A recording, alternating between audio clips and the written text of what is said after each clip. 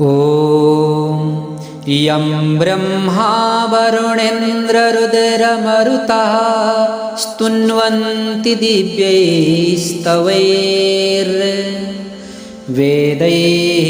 साङ्गपदक्रमोपनिषदैर्गायन्ति यं सामगाः ध्यानावस्थिततद्गतेन मनसा पश्यन्ति यं योगिनो यस्यान्तं न विदुः सुरासुरगणा देवाय तस्मै नमः। श्रीमच्चन्दनचर्चितोज्ज्वलवपुः शुक्लाम्बरा मल्लिका मालालङ्कृतकुण्डला प्रविलसन् मुक्तावली शोभिता सर्वज्ञाननिदानपुस्तकधरा रुद्राक्षमालाकरा वाग्देवी वदनाम्बुजे वसतु मे त्रैलोक्यमाता चिरम्।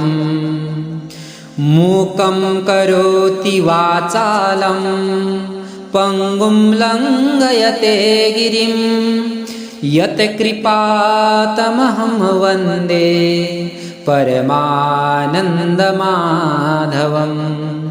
नमो भगवते तस्मै व्यासायामिततेजसे यस्य प्रसादाद्वक्ष्यामि नारायणकथामिमाम्।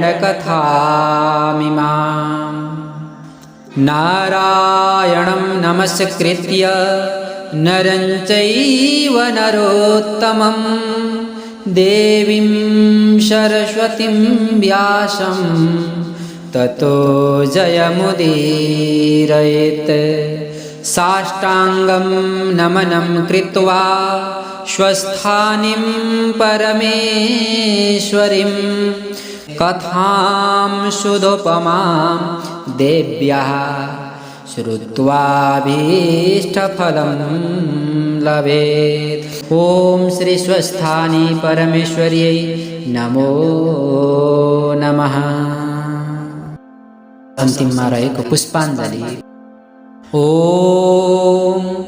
उपनयतु मङ्गलं वः सकलजगन्मङ्गलालय श्रीमान् दिनकरकिरणनिबोधित नवनलिनदलनिभेक्षणः श्रीकृष्णः।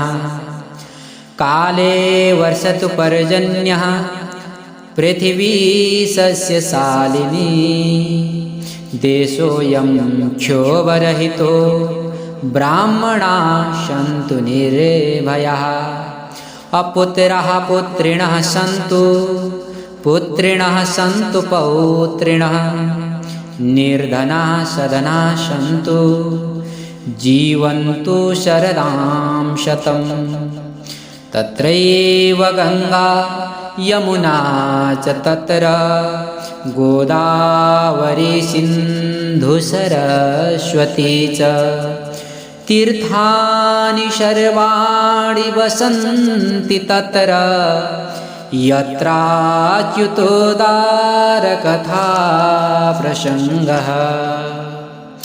या कुन्देन्दुतुषारहारधवला या शुभ्रवस्त्रावृता